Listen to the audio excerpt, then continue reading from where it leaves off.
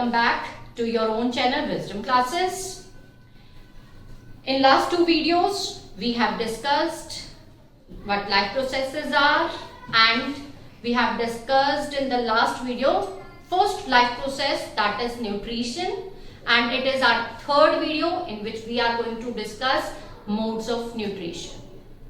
जिन students ने last दो videos नहीं देखी हैं, डिस्क्रिप्शन बॉक्स में उनका लिंक है, प्लीज विजिट करिए और उन दो वीडियोस को भी जरूर देखिए. Let's begin our today's topic, that is mode of nutrition.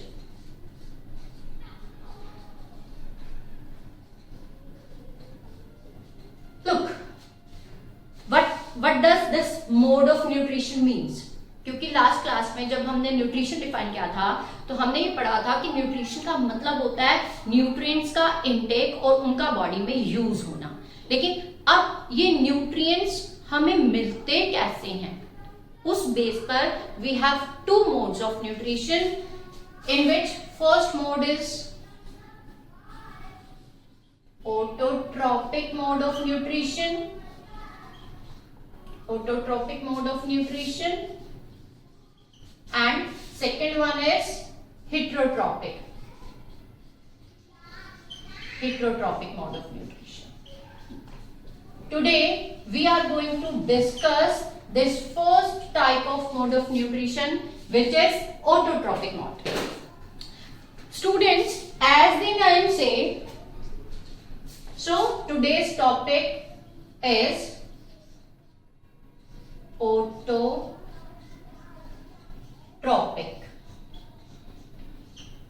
autotrophic nutrition.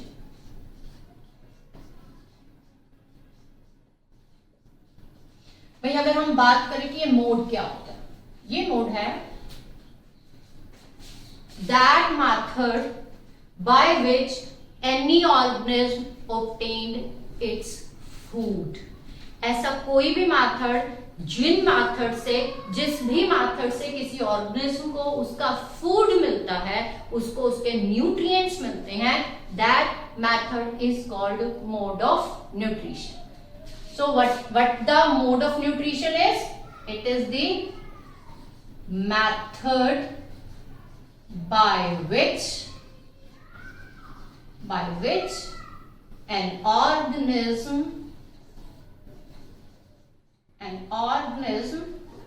obtain its food.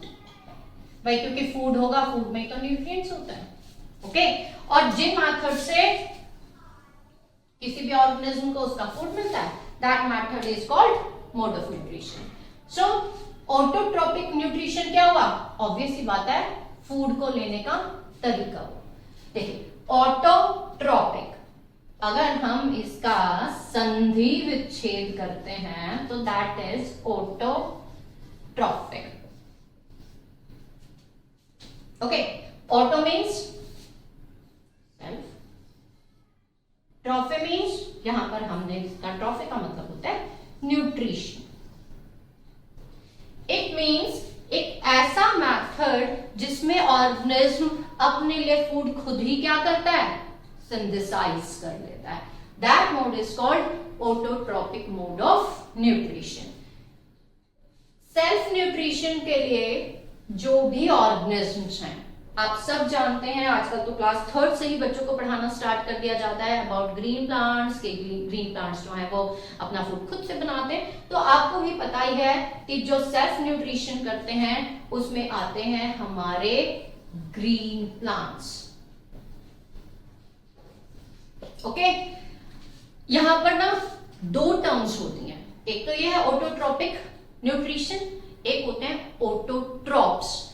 सो अगर हम कहें कि green plants are autotrophs, autotrophs means वो ऑर्गेनिज्म जो अपने लिए अपना फूड खुद से ही बनाते हैं, वो ऑर्गेनिज्म कहलाते हैं ऑटोट्रॉप्स. और अगर आपसे पूछा जाए कि ग्रीन प्लांट्स किस मोड ऑफ न्यूट्रिशन को फॉलो करते हैं? तो वो फॉलो करते हैं autotrophic mode of nutrition. I think ये दो बात आपको बिल्कुल क्लियर होंगी कि what is autotrophic mode of nutrition. It is that mode of nutrition in which an organism synthesizes its food on its own. And what are autotrophs? Autotrophs are those organisms who perform autotrophic mode of nutrition. Yeah, we can say that autotrophs are those organisms which synthesize their own food. Autotrophs organisms होते हैं। autotrophic mode of nutrition वो mode होता है जिसमें कोई भी organism अपना food खुद से सिंथेसाइज करता है। चलिए इसकी डेफिनेशन लिखते हैं और इसके डिफरेंस को देखते हैं, क्योंकि बच्चों को आता सब कुछ होता है लेकिन उनको यही कंफ्यूजन होती है जब एग्जाम में पूछा जाता है या आपका वाइवा दिया जाता है, जब आपके एग्जाम टाइम में जब प्रैक्टिकल लेते हैं तो बच्चों से पूछा जाता है what are autotrophs, what is the difference between autotrophs and autotrophic mode of nutrition. तो थोड़ा सा कंफ्यूजन रहता है। तो देखिए autotrophic mode of nutrition, autotrophic mode of nutrition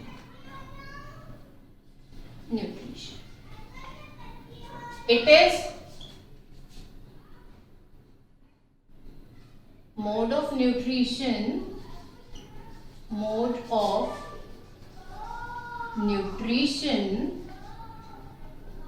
in which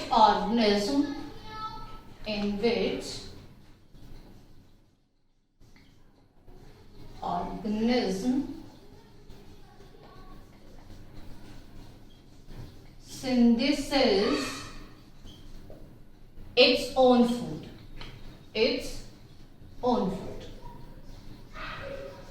अब फूड बनाने के लिए जो मटेरियल इसको चाहिए होते हैं by inorganic materials. Okay, inorganic materials में जब हमें पता है कि autotrophic mode of nutrition certain bacterias और ग्रीन प्लांट से परफॉर्म करते हैं, और हम ये भी जानते हैं कि प्लांट्स को कार्बन डाइऑक्साइड और वाटर का रिक्वायरमेंट होता है।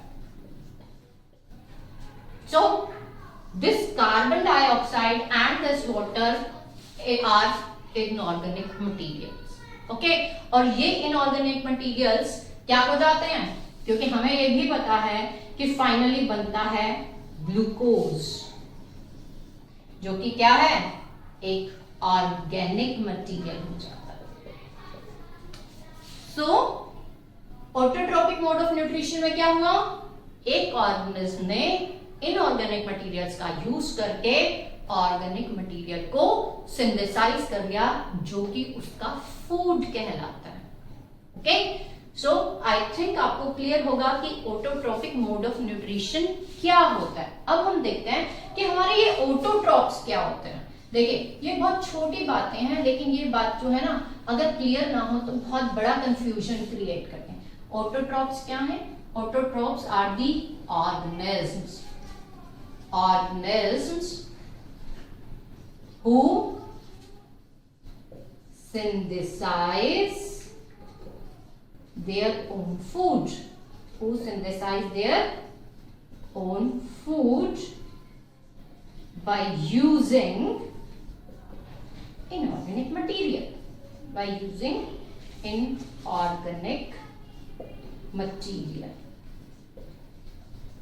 ओके, तो भाई क्या बात है, देखिए ये तो तरीका है कि खाना बना रहे हैं, लेकिन जो इस तरीके को यूज कर रहा है वही क्या होता है, ऑटोट्रॉप्स। और इसमें आता क्या, ऑटोट्रॉप्स के एग्जांपल क्या है हमारे, ग्रीन प्लांट्स।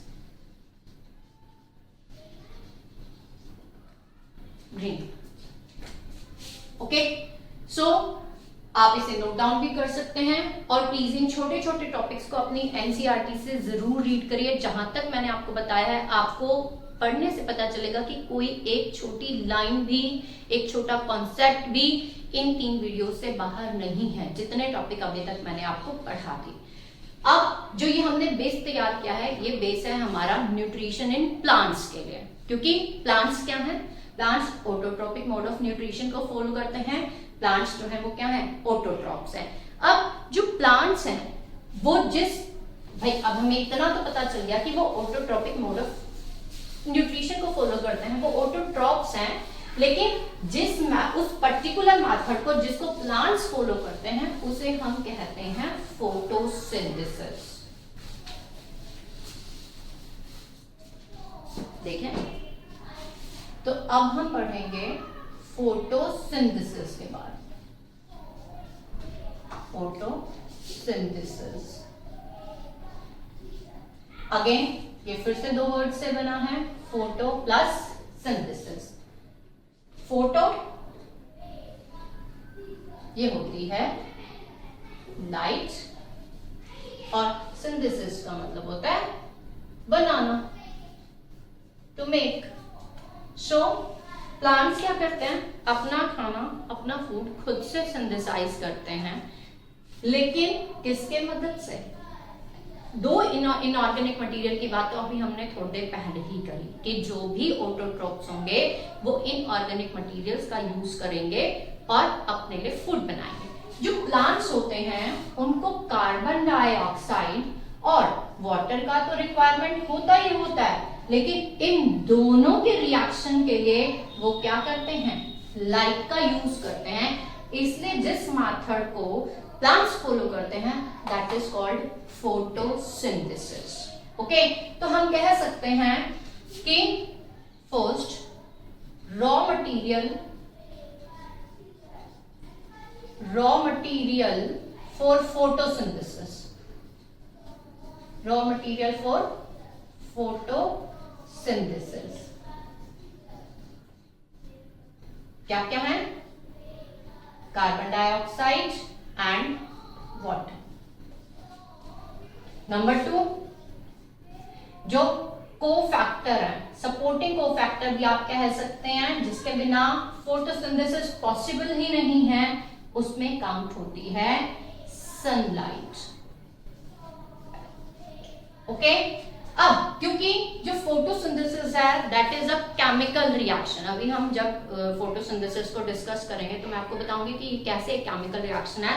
तो जो फोटोसिंथेसिस है वो एक केमिकल रिएक्शन है। अब केमिकल रिएक्शन में क्या होता है, एक मेन प्रोडक्ट की जो बनता है, मेन प्रोडक्ट जो हमारा रिक्वायर्ड प्रोडक्ट होता है that is called main product, लेकिन उसके साथ भी क्या होता है, एक कुछ प्रोडक्ट्स बन जाते हैं जो खुद से बन जाते हैं, जिनका लिए हमने सोचा नहीं होता है, that products are called by products. By products, photosynthesis का जो बाय प्रोडक्ट है वो ऑक्सीजन है। ओके, तो ये तीन चीजें ऐसी हैं जो क्या है, फोटोसिंथेसिस के साथ जुड़ी हुई हैं। क्या कि फोटोसिंथेसिस जो है उसके लिए रॉ मटेरियल का काम कार्बन डाइऑक्साइड और वाटर करते हैं, सनलाइट उनका को सपोर्टिव फैक्टर होता है, और जो ऑक्सीजन होती है वो वहां से क्या होता है, एज अ बाय प्रोडक्ट हमें मिलती है। स्टूडेंट्स, मैं अपने टॉपिक्स को बहुत शॉर्ट में रखती हूँ अपनी वीडियो को मेरी, ताकि वीडियो बहुत बड़ी ना हो और आप लोगों का कंसंट्रेशन और फोकस भी बना रहे, इसलिए मैं हर टॉपिक को बहुत छोटा छोटा लेकर चलती हूँ, चाहे कितनी भी ज्यादा वीडियोस बने, लेकिन कोई बात नहीं, जितनी वीडियो में मैं जितने भी कंटेंट बताऊं वो सब आपके लिए यूजफुल हो और वो सब आप क्या कर सको, समझ पाओ। ओके, आई थिंक अभी ये ज्यादा नहीं हुआ है तो हम अभी इसको और भी कंटिन्यू कर सकते हैं। तो लेट्स नाउ फिनिश इट। देखिए, फोटोसिंथेसिस जो है आपके जो कोर्स में है, आपने पढ़ा है या नहीं पढ़ा, लेकिन मैं आपको बता दूं कि जो फोटोसिंथेसिस है, क्योंकि ये प्लांट्स इसको यूज करते हैं, प्लांट्स के लिए बहुत इंपॉर्टेंट है इनका फूड बनाने के लिए। तो जो फोटोसिंथेसिस है वो 3 स्टेप्स में होती है। नंबर 1 जो स्टेप है, आई थिंक मुझे फोटोसिंथेसिस का डेफिनेशन लिखने की जरूरत नहीं है, अगर आपको लगे कि मुझे डेफिनेशन भी लिखनी चाहिए तो प्लीज कमेंट बॉक्स में बता दीजिएगा, मैं अपनी नेक्स्ट वीडियो में फोटोसिंथेसिस का डेफिनेशन अलग से लिखवा लूंगी। पहले photosynthesis is the process which is performed by plants to prepare their food using carbon dioxide and water in the presence of sunlight. Okay, this is the definition of photosynthesis. जो photosynthesis है, चलिए हम उसके steps को भी बाद में बात करते हैं। हमें पता है कि जो ये फोटोसिंथेसिस होती है वो लीव्स में होती है, leaves in the leaves of green plant. देखो बच्चा, जो मैं बार बार फोकस कर रही हूँ कि ग्रीन प्लांट्स क्यों? क्योंकि जो ये ग्रीन वर्ड है ना, ये ग्रीन प्लांट्स जो हैं, इन ग्रीन प्लांट्स के पास एक स्पेशल फीचर होता है जिसे हम कहते हैं क्लोरोफिल। ये क्लोरोफिल ही प्लांट्स को क्या करता है? ग्रीन कलर प्रोवाइड करता है। और ये सिर्फ क्लोरोफिल हम आपको इसीलिए नहीं पढ़ा रहे हैं कि ग्रीन कलर प्रोवाइड करता है। ग्रीन कलर तो चलिए देता है, ये कलर पिगमेंट है, लेकिन ये क्लोरोफिल क्या करता है? ये बहुत इंपॉर्टेंट काम करता है। देखिए, इसको अगर मैं कंपेयर करूं तो ये हमारे कुकर के साथ इसका कंपैरिजन जाता है। कैसे कि अगर हमें, आपने देखा होगा आपकी मम्मा किचन में कोई भी सब्जी दाल पकानी होती है तो उसको कुकर में रखकर बंद करके उसको क्या करती हैं? हीट अप करती हैं और वो विसल देता है, यानी कि वो बेसिकली क्या करता है? एनर्जी को स्टोर करता है। एनर्जी को स्टोर करने के बाद ही तो वो वेजिटेबल्स, वो दाल क्या होती हैं? प्रेशर से कुक होती हैं। इन द सेम मैनर ये जो क्लोरोफिल है ये बहुत इंपॉर्टेंट है। क्यों? क्योंकि ये जो सनलाइट होती है, जो सन की एनर्जी होती है, उसको ट्रैप करता है।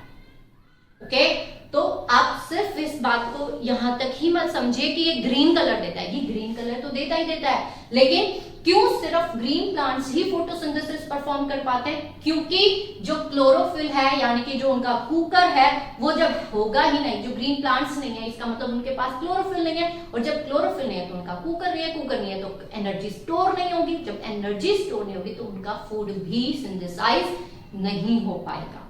That's why presence of chlorophyll is quite important. तो देखिए, जो ग्रीन लीव्स होती हैं सिर्फ वहीं पर, सिर्फ ग्रीन लीव्स क्यों? आप देखिए कि प्लांट का जो भी पार्ट ग्रीन होगा, बहुत सारी ऐसी सरफेसेस होते हैं, बहुत सारे ऐसे प्लांट्स होते हैं जिनके क्या होते हैं? स्टेम वाला हिस्सा जहां पर बार्क होते हैं, वो वाला हिस्सा भी, कुछ हिस्सा क्या होता है? ग्रीन होता है।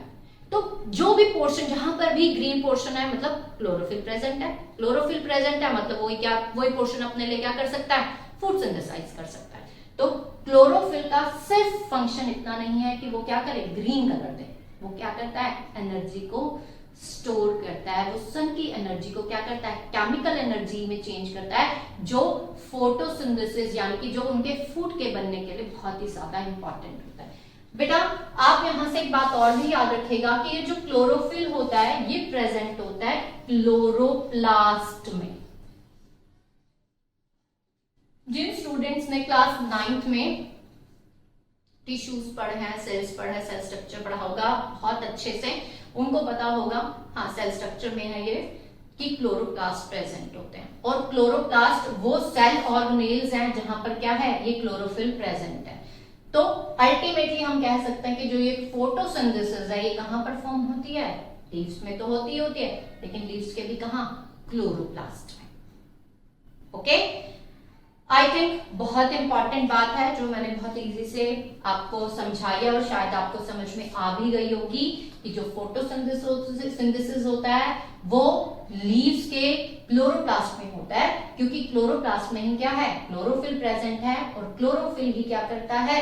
सन की एनर्जी को ट्रैप करता है। जो, क्योंकि देखिए इस पूरी अर्थ में केमिस्ट्री और बायोलॉजी इंटरकनेक्टेड है। कुछ प्रोसेसेस, कुछ क्या, सारी ही प्रोसेसेस एनर्जी के बिना नहीं हो सकती, और कुछ ऐसी प्रोसेसेस होती है जो एनर्जीज को क्या करते हैं? लिबरेट करती हैं। तो हमारे बॉडी में भी क्या केमिस्ट्री चल रही है। इसीलिए मैं कह रही हूं कि जो आपको पता होना चाहिए वो आपको मैंने बता दिया, तो प्लीज आप उसे ध्यान में रखिएगा।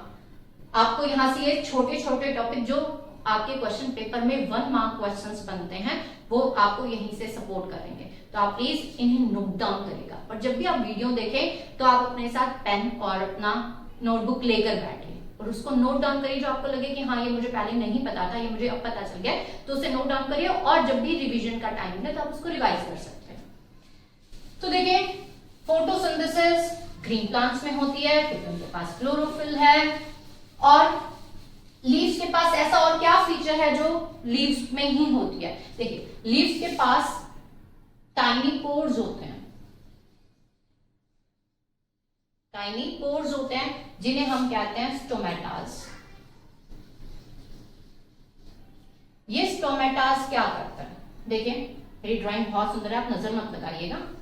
ओके, तो जो ये लीव्स होती हैं, लीव्स के बेटा सरफेसेस पर, इनके लोअर सरफेसेस पर क्या होता है? बहुत टाइनी पोर्स होते हैं। ये मैं तो आपको ऊपर सरफेस दिखा सकती हूँ।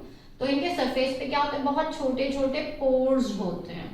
ओके, इन पोर्स को एक और स्ट्रक्चर देखते हैं। देखिए, ये आपको बीन शेप स्ट्रक्चर दिखाते हैं जिसे हम कहते हैं गार्ड सेल्स। ये गार्ड सेल्स क्या करते हैं? गार्ड सेल्स अभी सुंदर बनाते हैं।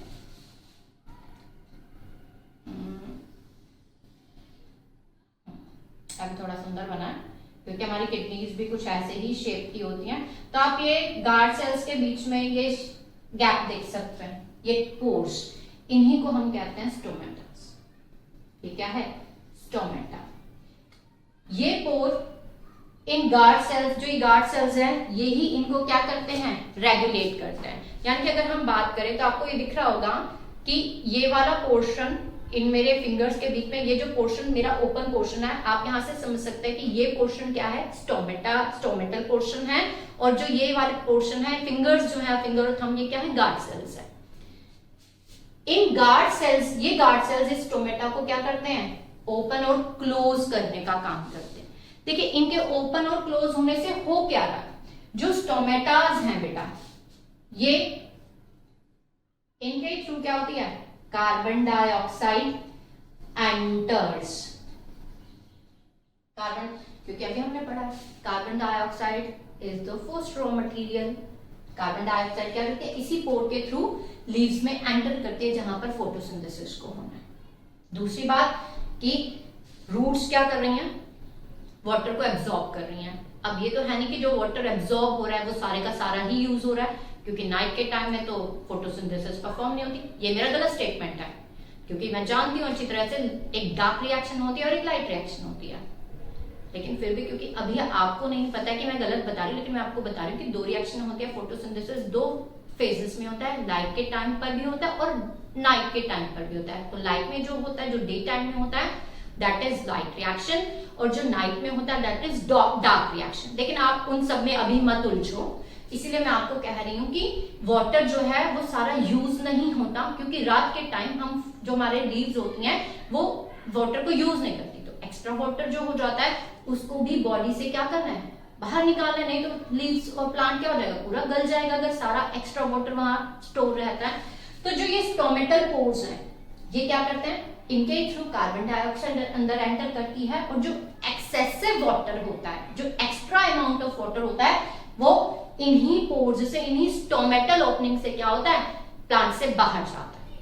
तो ये स्टोमेटास बहुत इंपॉर्टेंट है, इसीलिए इन स्टोमेटास को भी पढ़ना बहुत जरूरी है। आपके एनसीईआरटी के तीसरे या चौथे पेज पर आपको एक बिल्कुल राइट हैंड साइड पर कॉलम में देखोगे, तो आप प्लीज उस स्ट्रक्चर को ड्रॉ करके भी उसकी भी प्रैक्टिस कर लीजिएगा।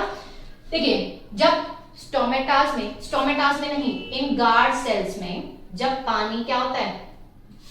पानी यहाँ पर क्या हो जाता है? फिल हो जाता है। तो ये क्या हो जाते हैं? फूल जाते हैं, ये स्वेल कर जाते हैं। जब ये स्वेल कर जाते हैं तो इनके बीच में ओपनिंग, जो ये डिस्टेंस होता है, ये बढ़ जाता है। तो हम कहते हैं स्टोमेटा क्या हुए?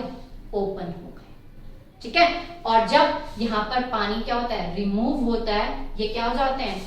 श्रिंक हो जाते हैं, और इनके बीच में जो स्पेस होता है वो क्या हो जाता है बेटा? बंद हो जाता है, और हम कहते हैं कि स्टोमेटास क्या हो गए? क्लोज। ठीक है। तो ये बहुत छोटे पोर्स हैं, लेकिन ये भी बहुत इंपॉर्टेंट रोल प्ले करते हैं फोटोसिंथेसिस के लिए, इसलिए हमने इनको यहाँ डिस्कस किया। स्टूडेंट, मुझे लगता है आज की वीडियो के लिए इतना ही काफी है, बाकी हम अपनी नेक्स्ट वीडियो में करते हैं। मैं अपनी वीडियो को यहीं समाप्त करती हूँ। तो आप प्लीज, जो मैंने आपको बताया है, आप अपनी बुक से, चाहे आप अगर मंजीत कोर्स को फॉलो करते हैं या आप अपनी एनसीईआरटी को ही फॉलो कर रहे हैं, तो प्लीज वहां से इन टॉपिक को पढ़िए। आपको पढ़ना है nutrition, types of nutrition, autotrophic mode of nutrition के डेफिनेशन, अभी फोटोसिंथेसिस को सारा मत पढ़िएगा, लेकिन आपको वहां से इन स्टोमेटास के बारे में जरूर पढ़ लेना है, ठीक है। बाकी हम अपने नेक्स्ट टॉपिक को नेक्स्ट उसमें वीडियो में डिस्कस करते हैं। अगर आपको समझ में आया हो, वीडियो पसंद आई हो, आपके लिए यूजफुल हो, तो एक लाइक तो बनता ही है, ओके। तो वीडियो को लाइक कीजिए, चैनल को सब्सक्राइब कीजिए, और कोई आपका सजेशन हो तो उसे भी कमेंट बॉक्स में आप डाल सकते हैं। Okay, bye bye.